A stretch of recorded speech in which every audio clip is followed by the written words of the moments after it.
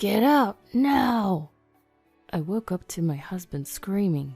Bleary-eyed, I sat up in bed, glancing around anxiously, thinking something had happened, but everything was silent. Huh? What's going on? Turning around, I saw my husband, who had been shouting, was still in a dream. Could it be sleep talking? My husband Liam often talks in his sleep. This wasn't the first time I've been awakened by his late-night chatter, but today's words were a first, and I couldn't help but let out a wry laugh. What's this about? Get out? Then, as if responding to my words, my husband started to say something shocking. Upon hearing it, I trembled. Could this really be happening? That's how I, a woman who had spent 40 years with her husband until retirement, decided to get a divorce. My name is Vida, and I'm 63 years old. Liam and I have a son, but he moved out 5 years ago after getting married. We finished raising our child without any major incidents, and despite some ups and downs, I thought we were getting along pretty well as a couple. My husband is supposed to retire next month on his birthday. Back when we were in our 50s, we'd laugh and say things like, after retirement, let's move to a rural area in the mountains and try farming. We could ski all winter. Or, it'd be nice to travel around the US in a camper van. But as retirement approached, those kinds of conversations stopped altogether. Of course, I didn't really want to ski all the time at this age, but we're still physically fit, and I thought it'd be nice to travel together. So, I was considering celebrating my husband's retirement by staying at a fancy inn we wouldn't normally go to, and I was in the middle of looking up various places online. But then, get out, now! The words he said in response to my comments after that sleep talk were unbelievable. Emberlyn, my wife, has found out about the affair. It'll be bad if she comes. My soundly sleeping husband was gripping the blanket, groaning and moving his head. Emberlyn? The moment I heard that name, I started shaking with anger. If things go on like this, our plan will be ruined. His sleep talk continued. Is that so? Then I'll really ruin that plan for you. I'd been with him for 40 years, and I thought we were about to start a peaceful new chapter of our lives, but from that day on, I found myself heading in a direction I'd never thought of before: divorce. The next morning, my husband woke up at his usual time and was eating the breakfast I'd prepared for him as if nothing was amiss. You were talking in your sleep more than usual last night. Really, I've been busy with work handovers and such. Maybe I'm stressed. You have to take care of your health to do a good job until the end. Yeah. He seemed to have no recollection of last night. I deliberately spoke to him in a softer tone than usual, and unlike normal, I saw him off at the front door as he left for work. It's unusual for you to see me off. Well, your retirement is coming up soon, so every now and then... Right. I'm off then. I'll be working late today, but I'll be back by the last train. Then you won't need dinner. Yeah. My husband slammed the door shut. I locked the door from the inside and waited a while, making sure his footsteps were fading away. I wonder if he's really working overtime. Now I've got to hurry. I began searching the house for evidence of his affair. When I checked each pocket of my husband's suits in the closet, I found a crumpled piece of paper. I found it, just as I thought. It was clearly a suspicious hotel receipt. He probably paid in cash to avoid leaving a record with a card payment, but it's pointless if he doesn't dispose of it. There were several similar receipts, and the most recent one was dated 2 days ago. He said he was working overtime the day before yesterday, and he didn't come home until midnight. Since hearing his sleep talk last night, I was prepared for the infidelity, but when the evidence actually surfaced, I found myself crying without realizing it, shaken by the reality. Why, you said you'd broken up. I believed that. The truth is, my husband had cheated once before, 10 years ago. I'm sorry, it was just a momentary lapse of judgment. Madam, we will never meet again. Please forgive us. When their affair was exposed, they apologized, prostrating themselves. Emberlyn, the woman he was cheating with, was a decade younger and a subordinate at work. Apparently, my husband had started to sympathize with Emberlyn, who was struggling with a divorce and raising a child, and while he was consulting with her, they somehow ended up in such a relationship. The affair came to light when my sister happened to see the two of them arm in arm, disappearing into a hotel district. Soon after, I heard that Emberlyn had quit her job and returned to the countryside, so I believed that their relationship had ended. Of course, there was a lingering resentment deep in my heart. However, at that time, our son, a senior in college, was job hunting, and I was worried that our divorce might affect him, so I endured it. There was also a part of me that was completely reassured that this man, who had been with me all this time, couldn't seriously abandon me. And I kept telling myself that we could start over from now on. So, you've been deceiving me for 10 years since then? My hand clutching the hotel receipt trembled violently. I will never forgive this. It's not just a divorce. Remember that. When I searched through his bag and drawers, I found brochures of inns I'd never been to and aquarium tickets, but they didn't prove that Emberlyn was the other woman. Oh, right. I pulled out a laptop that had been stored away in the closet. It was something my husband had bought a few years ago with the intention of starting a side business. However, after a while, he only played games on it, and once he realized that he could do that just fine on his phone, he stopped using it altogether. I'd borrowed it a few times, so I knew the password. As expected, the computer started up easily, and I opened up my husband's emails. Because he uses a free email service and had it set up so that he could check his emails from both his phone and his computer, I figured I could still see the contents of their exchanges, even though he doesn't use the computer anymore. Once I retire, I'll leave my wife and we can live together. Shockingly, that was what was indeed written in the emails he had sent. I've told my wife that I won't get much retirement money due to the recession, and she completely bought it, so let's use that money to buy an apartment.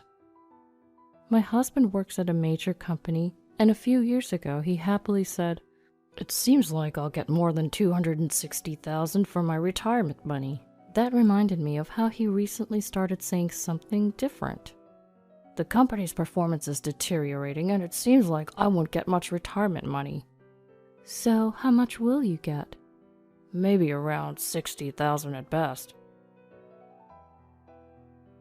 It wasn't his fault the company was doing poorly, and when he told me this with a dejected look on his face, I couldn't say anything more at the time. We have some savings, and adding our 2 pensions together, wouldn't we be able to manage somehow? Ever since that day, I spent my days looking at the household accounts and punching numbers into a calculator. After my husband's retirement, we planned to go to the movies and eat out once a month, take a few trips a year, and so on. If we pared back our envisioned post-retirement life a bit, well, quite a bit, we'd probably be able to manage. I'll try to get more hours at my part-time job. I feel bad, but I guess my husband will have to work part-time while he's still healthy. What was all that worrying for? Does your wife really have no idea about us? Even if she finds out, she'll forgive me if I apologize. It was the same 10 years ago. She believes we completely broke up then, so it's fine. Ha ha ha ha. The email was filled with words that seemed to mock me. I'll get $260,000 as retirement money, but I told my wife I'd only get $60,000. So when we divorce, I'll just give her half of that, $30,000. $30,000 should be more than enough for your wife. On the day of my retirement, I'll hand her the divorce papers. Then we can start our new life in the apartment we bought yesterday. Seeing a heart symbol in the email of my soon-to-be 65-year-old husband made me feel sick. An apartment they bought yesterday? When I checked my husband's bank account online, I saw a transfer of $50,000 to a real estate agent the day before the email was sent, and there was hardly any money left. An already completed love nest? I'm astounded. My anger gradually turned into emptiness, and my mind began to clear. I'll grant your wish and divorce you, and I'll do it in a way that benefits me as much as possible. I continued to use the internet to search various things about divorce. Ah, I see. I can also get consolation money from the mistress. It seemed that the affair from 10 years ago was past its statute of limitations, but if it had continued since then, that's a different story. Come to think of it, I have it. I rummaged through the closet and pulled out the diary I had written 10 years ago. I turned the pages and found a piece of paper I had inserted at the date when the affair was exposed. Just as I thought. After glancing through the contents and grinning, I immediately called the law firm I had been researching online. I was determined to accomplish everything without him noticing by his birthday, which is also his retirement date. A few days later, my husband came home unusually early and looked around the room.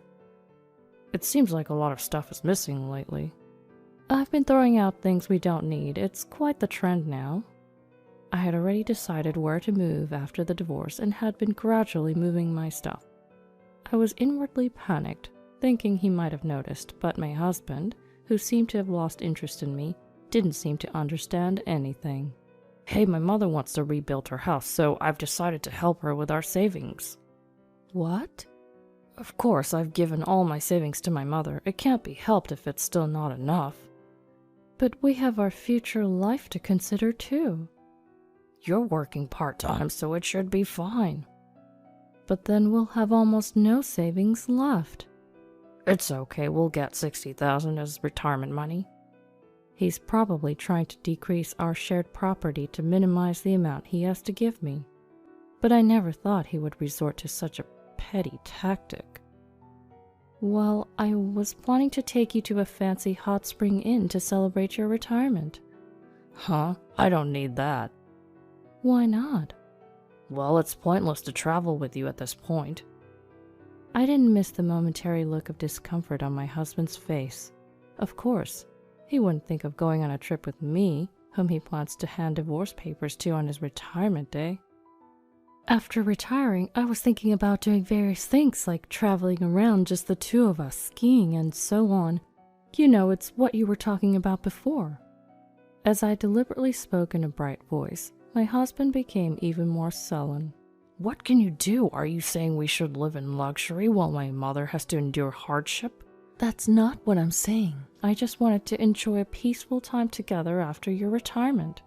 My husband grimaced and fell silent. Up until recently, I was serious about that. But guess what? I don't want to go with you anymore either. Too bad. I bitterly muttered to myself inside my heart. Then came my husband's retirement day. I prepared a feast on the table and set off a cracker as soon as my husband walked into the room. In contrast to my beaming smile, my husband had a cold, mask-like expression on his face. Congratulations on your retirement. Let's get divorced. What? You're kidding. Having simulated this moment over and over in my head, I dramatically feigned shock and began to sob like an actress. I'm sorry, I'll give you half of the $60,000 retirement allowance as a property settlement, so please forgive me. We don't have any other shared property. No, I don't want a divorce. I'm sorry. With that, my husband left the house. All that was left was a divorce paper with my husband's name already filled in. Well then, on to the next plan. As I promptly filled in my name on the divorce paper, I raised a toast and ate the feast alone. The next day, I was standing in front of a luxury apartment that my husband had reportedly bought with another woman. When I pressed the room number at the entrance, a woman's voice responded. You're Emberlyn, right? Liam's wife? Ah! The surprise in her voice was so unexpected that I had to stifle a laugh. Is your husband home? Could we come in? No way! Go home! You two don't have the right to refuse us. Huh? What do you mean? Who do you think the woman with me is? She's a lawyer. What? Would you prefer to discuss this right now or go to court? Through the monitor, my husband Liam appears, and the two of them are having some sort of discussion. Do you want us to come in or continue talking here at the entrance? If we keep this up, all the neighbors will know about your wrongdoings. Are you okay with that? Fine, come in. And so I stormed into the love nest of my foolish husband and his mistress, accompanied by a lawyer. Once inside, my husband bombarded me with questions like, how did you find out? And how did you investigate this place? But I ignored them all. Then the lawyer next to me presented a divorce agreement to the two of them. Property division, $195,000. Consolation money, $195,000. A total of $390,000. What the hell is this? Seeing the contents, Liam and Emberlyn were left with their mouths agape. There's no way we have that much money. Why not? Retirement payment of $260,000, $80,000 given to your mom, and $50,000 for the down payment on this apartment. If you add it all up, it's exactly $390,000. Please pay promptly. I told you my company's retirement payment was only $60,000. It's too bad you tried to trick me. The lawyer has already contacted the company and investigated. All of this is shared marital property. The lawyer next to me nodded in agreement. Emberlyn, we're also asking you for $50,000 in consolation money. I don't have money either. If you don't have money, you can't pay. Please forgive me, I'm begging you. Suddenly, my husband knelt down in apology, and Emberlyn did the same next to him. Do you think if you apologize to me, I'll forgive you that easily? Don't underestimate me. What do you think I've been doing for the past 40 years supporting you? The two of them, who had been looking down, hesitantly looked up at my unexpected ferocity. Do you want to sign the divorce agreement here and now, or do you want to go to a court case you have no chance of winning? I'll let you choose. Going to court would be a hassle. It would take both time and money, but this consolation payment is outrageous. That's right, it's absurd. Oh, have you forgotten? I pulled out a sheet of paper from my bag. Pledge. We will never meet again. If we break this promise, we will accept any demands. It was that one piece of paper that had been tucked into my diary from 10 years ago. During the first affair scandal, I had made it in a rush and had them both sign it. It says here you'll do anything. This kind of thing is invalid now. That's right. Then let's go to court. Well, right, you haven't received your retirement money yet. If we're going to court, I'll make sure to contact the company so you can't spend the money freely. My husband was silent for a while, looking down, but after a moment he muttered, Understood, and raised his head. Good, now sign this. But $195,000 for consolation money, that's just too much. Even I could see that. It's just over $4,850 per year for the 40 years I've supported you. You're saying even that's too much? I don't want to equate our 40 years of marriage to money, but if I don't say this much, I'm sure he wouldn't understand. Truth be told, the lawyer also said this amount was too high, but during the creation of the agreement, I was told I could ask for whatever I wanted, so I pushed for it. But can't you reduce the amount a bit? I need to live after this, and there's the mortgage for this apartment. If that's the case, why not sell the apartment? Of course, if you sell it now, it'll be a lot cheaper than the original price, so it'll be a loss. That's what I'm saying, so understand, please. Don't start acting sweet now. The only thing I understand is that you two will live a miserable life because you'll have no money. After saying what I wanted to say, I left the rest of the lawyer and left the room. In the end, the consolation money was reduced to $80,000. Still, they couldn't afford the mortgage and had to put the apartment up for sale. But they couldn't get the price they wanted and ended up in heavy debt. My ex-husband had no choice but to start working day labor jobs, and Emberlyn started working at a bar. Even then, they didn't have enough money to live and were constantly fighting. I never thought I would start living alone at this age, but being able to use my time freely now is very comfortable. Lately, I've been into traveling all over the place by myself, and I'm planning to go abroad in the future. There's still plenty of life left to enjoy,